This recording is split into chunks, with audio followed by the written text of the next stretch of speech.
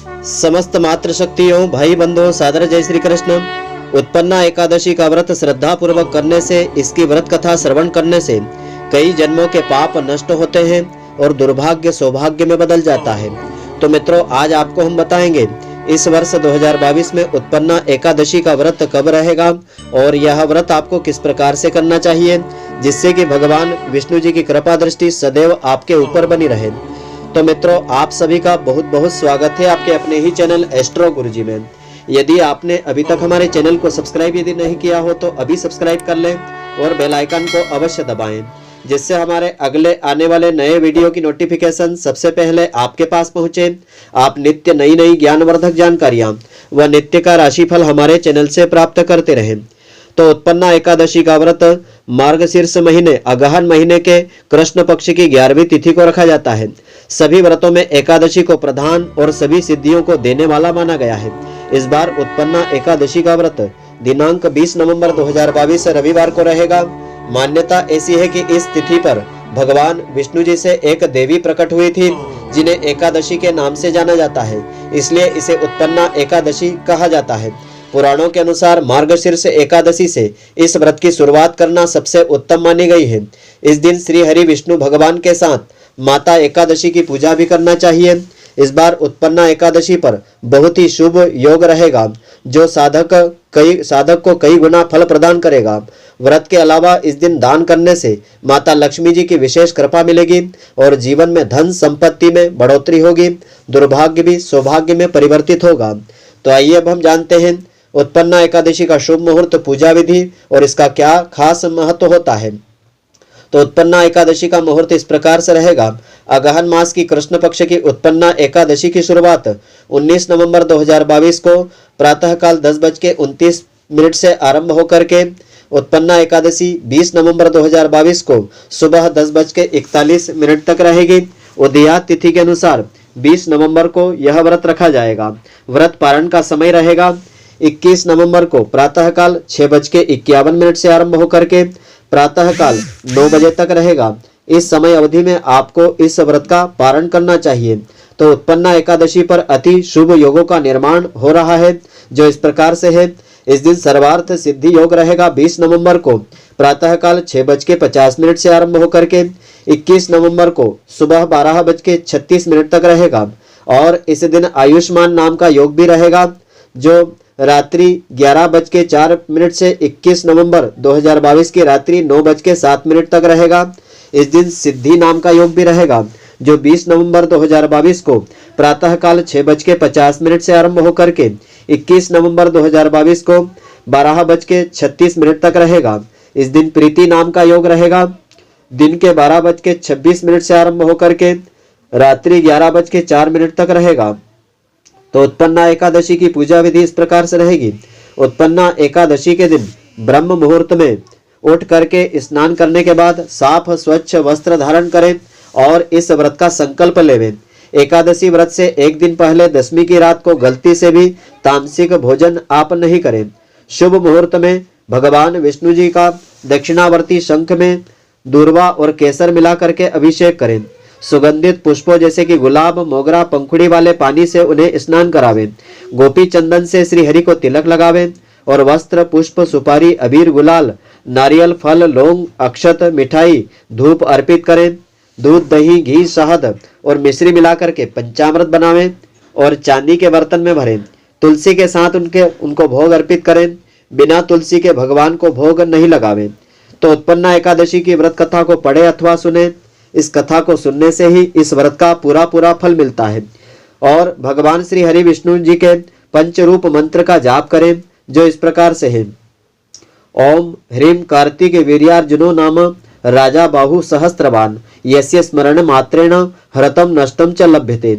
इस मंत्र का अधिक से अधिक संख्या में जाप करने से भगवान श्री हरि विष्णु जी की विशेष कृपा मिलेगी और आने जाने अनजाने में हुए पापों की क्षमा याचना मांगे, आरती उतारें। अगले दिन प्रातःकाल फिर से भगवान की पूजा करें। ब्राह्मणों को भोजन करवा करके दान देने के बाद खुद भोजन आदि करके इस व्रत का पारण करें। तो इस दिन की पुण्यदायिनी व्रत कथा इस प्रकार से है। इस दिन पूजा अर्चना करने के पश्चात इस कथा को श्रवण अवश्य करें, तभी इस व्रत का पूरा फल मिलेगा। कथा इस प्रकार से है। नैमिषारण्य तीर्थ में तपोभूमि में 88,000 ऋषि मुनियों के लिए एक सम्मेलन का आयोजन किया गया था, जिसमें एकादशी की उत्पत्ति एवं महात्म्य के तथ्य को जानने के लिए सभी ऋषि मुनियों ने श्री सूत जी से निवेदन किया। सूत जी ने कहा कि हे ऋषि मुनियों, मनोकामना पूर्ण करने वाली अनंत पुण्य प्रदायिनी एकादशी की उत्पत्ति, महात्म्य आदि के बारे में पांडव श्रेष्ठ युधिष्ठिर से भी अश्वमेघ यज्ञ के समय भगवान श्री कृष्ण से यही सब प्रश्न किए गए थे। युधिष्ठिर ने पूछा था कि हे भगवान, पुण्यमयी एकादशी कैसे उत्पन्न हुई, इस संसार में क्यों पवित्र मानी गई तथा देवताओं को कैसे प्रिय हुई, इसका महात्मा और विधि विधान क्या होता है, इसको करने से क्या पुण्य फल की प्राप्ति होती है, कृपया बताने की कृपा करें। भगवान श्री कृष्ण जी ने कहा कि हे पांडव श्रेष्ठ, प्राचीन समय की बात है कि सतयुग में एक महाभयंकर दैत्यराज हुआ था। वह दैत्य मूर नाम से जगत में प्रसिद्ध था। बड़ा ही क्रूर था, रौद्र रूप वाला था तथा अत्यंत शक्तिशाली भी था। वह सभी देवताओं का घोर शत्रु था। उस भयानक और शक्तिशाली दैत्यराज ने इंद्र, आदित्य, वरुण, वायु, अग्नि आदि सभी देवताओं को पराजित करके उन्हें देवलोक से बाहर निकाल दिया था। देवगण भयभीत होकर के पृथ्वी पर विचरण करने लगे थे। तब देवेंद्र सहित देवराज इंद्र के साथ सभी देवगण एकत्रित होकर के देवादिदेव महादेव जी के शिव धाम पर पहुंचे। वहां इंद्र ने हाथ जोड़ करके शिव जी से प्रार्थना की और अपने दुखों का कारण बताया। इंद्र बोले कि हे महादेव, हम सब देवों को मार मार करके मूर नामक बलशाली राक्षस ने देवलोक से निकाल करके अपना अधिपत्य जमा लिया है। हम सभी मृत्यु लोक में दुखी जीवन बिता रहे हैं।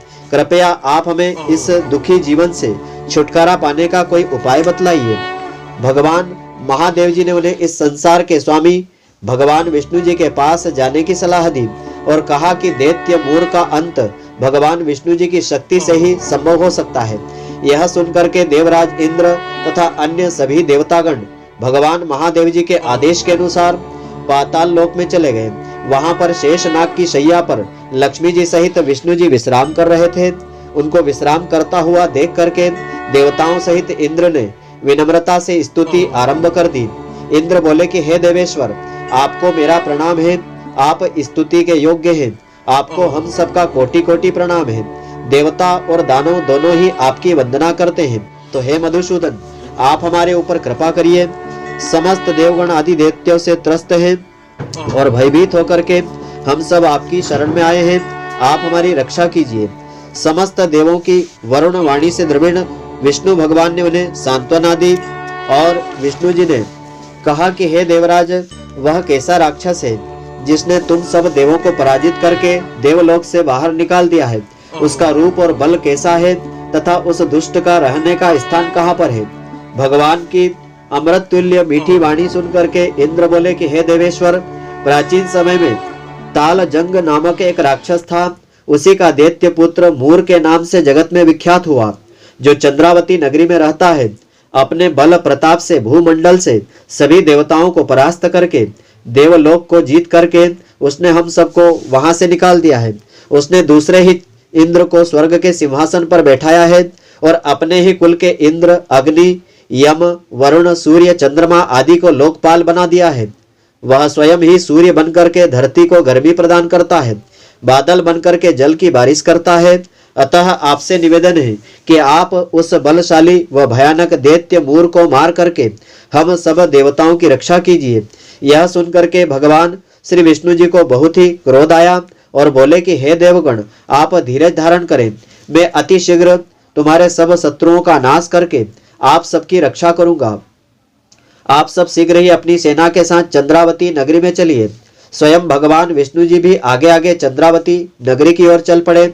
वहां दैत्यराज मूर अपने सैनिकों के साथ युद्ध भूमि में लड़ने के लिए गर्जना कर रहा था। वहां पर देवों और राक्षसों में घमासान युद्ध होने लगा। दानवों ने अनेक देवों को परास्त कर दिया। बहुत सारे देव युद्ध भूमि से भाग गए। तब भगवान विष्णु जी को युद्ध भूमि में देख करके राक्षसों ने उन पर भी अस्त्र शस्त्र से प्रहार करना शुरू कर दिया। भगवान विष्णु जी ने भी अपने दिव्य बाणों और चक्र के भीषण प्रहार से दानवों पर आक्रमण किया, जिससे राक्षस मूर की सेना छिन्न भिन्न हो गई। भगवान विष्णु जी ने असंख्य राक्षसों को मौत की नींद सुला दिया। यह देख करके दैत्यराज मूर भगवान विष्णु जी की ओर लड़ने को आया और युद्ध के लिए ललकारने लगा।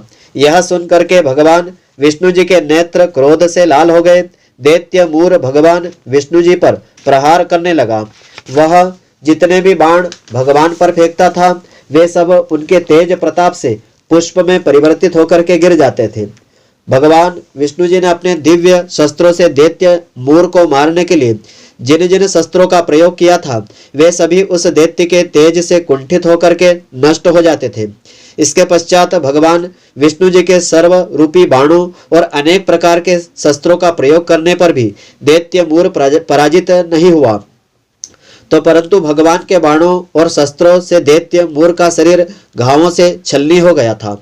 जब दिव्य शस्त्रों से भी भगवान उस दैत्य मूर को न जीत सके तब परिघ के समान बाहुओं से युद्ध करने लगे।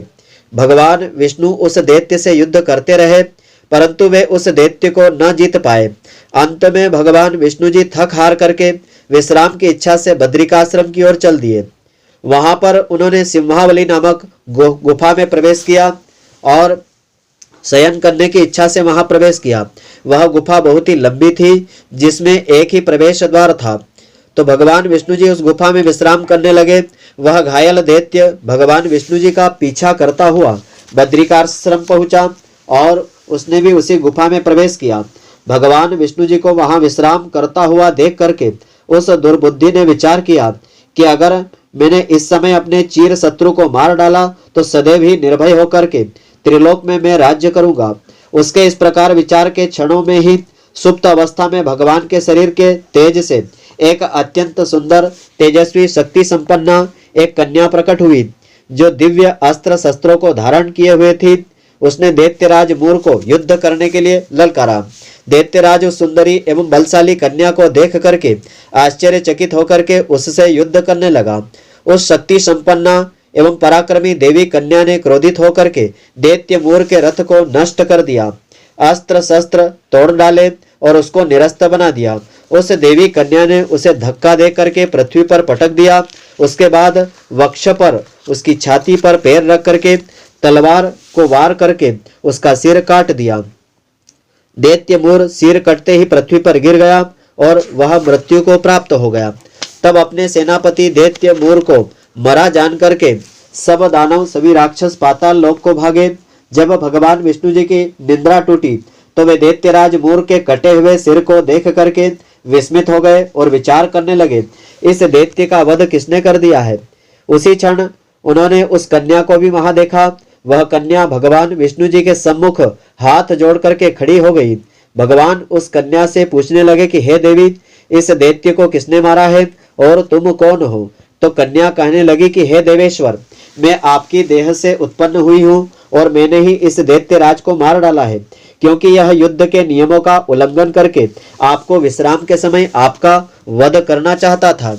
यह सुनकर के भगवान विष्णु जी बोले कि हे कल्याणी, तुमने इसे मार करके देवताओं का महान उपकार कर दिया है और सभी देवों की रक्षा की है। अतः मैं तुमसे संतुष्ट हूँ, प्रसन्न हूँ। तुम अपनी इच्छा अनुसार मुझसे जो चाहो वर मांग लो। मैं तुम्हें वैसा ही वर देना चाहता हूँ जो देवताओं को दुर्लभ होगा। तो वह कन्या हर्षित होकर के बोली कि हे प्रभु, ऐसा वर दीजिए कि जो भी प्राणी मेरा व्रत उपवास करे उसके सारे दुख दूर हो जाए और उसके पिछले जन्म के समस्त पाप नष्ट हो जाए। मैं समस्त तीर्थों से श्रेष्ठ तथा अपने भक्तों को मनोवांछित वर देने वाली बनूं तथा मरणोपरांत यह स्वर्गलोक प्राप्त कर सके। मुझ में श्रद्धा रखने वाले और व्रत उपवास करने वाले निश्चित से ही धर्म धन धान्य से परिपूर्ण होकर के सुखी समृद्ध रहे और सांसारिक सुख भोग करते रहें। अंत समय में वे मुक्ति के परम धाम को प्राप्त करें। कन्या के वचन सुनकर के भगवान विष्णु जी कहने लगे, तथास्तु, ऐसा ही होगा।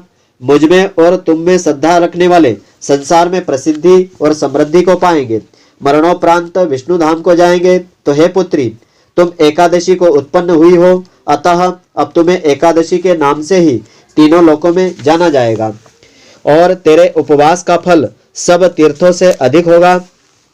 यह सब कह करके भगवान अंतर्ध्यान हो गए। कन्या उत्पन्ना एकादशी भी प्रभु के वचनों से बहुत ही प्रसन्न हो गई। भगवान श्री कृष्ण ने आगे कहा कि हे युधिष्ठिर, सब व्रतों में एकादशी व्रत का फल सर्वश्रेष्ठ होता है। सब तीर्थों से भी अधिक फल एकादशी व्रत और उपवास का होता है। एकादशी व्रत और उपवासधारी के सब शत्रु भाग जाते हैं और वह मोक्ष को प्राप्त कर लेता है। उस पर आने वाले दुख विपत्तियों एवं बाधाओं को मैं स्वयं निर्मूल कर देता हूँ। हे युधिष्ठिर, मैंने तुम्हें एकादशी की उत्पत्ति, उसके व्रत और उपवास से मिलने वाले पुण्य लाभ के बारे में सविस्तार बतलाया है। द्वादशी से युक्त एकादशी सबसे उत्तम मानी गई है। एकादशी का व्रत करने वाले स्त्री पुरुषों को प्रातःकाल स्नान के पश्चात सूर्य भगवान को अर्घ्य दे करके व्रत आरंभ करना चाहिए। उसके पश्चात भगवान श्री विष्णु जी का ध्यान करके पूजन करना चाहिए। उपर्युक्त इस विवरण में भगवान श्री कृष्ण ने युधिष्ठिर को एकादशी का महत्व स्पष्ट करते हुए बताया कि विष्णु भक्तों के लिए एकादशी से बड़ा कोई व्रत नहीं है। इस व्रत को शास्त्र के अनुसार विधि पूर्वक करने से श्रद्धालुओं को समस्त वैभवों की सिद्धि प्राप्त हो जाती है और एकादशी का महात्म का श्रवण, पठन और उच्चारण करने वाले भक्तों के समस्त सांसारिक कष्ट दूर हो जाते हैं और वे सदैव ही अश्वमेघ यज्ञ के समान ही फल प्राप्त करते हैं। वे इस मृत्युलोक में अनेक प्रकार के सुखों को भोगते हुए अंत में मोक्ष निर्वाण को सहज ही प्राप्त कर लेते हैं। तो इस कथा का वर्णन भविष्योत्तर पुराण में बताया है। इसमें फलाहार का विधान इस प्रकार से है। इसमें गुड़ और बादाम का सागार लेना चाहिए और दूध, मेवा, फल आदि इसमें आप प्रयोग कर सकते हैं। तो मित्रों, आशा करता हूं कि आपको हमारी यह ज्ञानवर्धक जानकारी पसंद आई होगी। यदि आपको पसंद आई हो तो आप हमारे वीडियो को लाइक व अधिक से अधिक शेयर अवश्य करें, जिससे अधिक से अधिक भक्तजन इसका लाभ प्राप्त करते रहें और इसका पुण्य फल आपको भी मिलता रहे। धन्यवाद। जय श्री कृष्ण मित्रों, फिर मिलेंगे।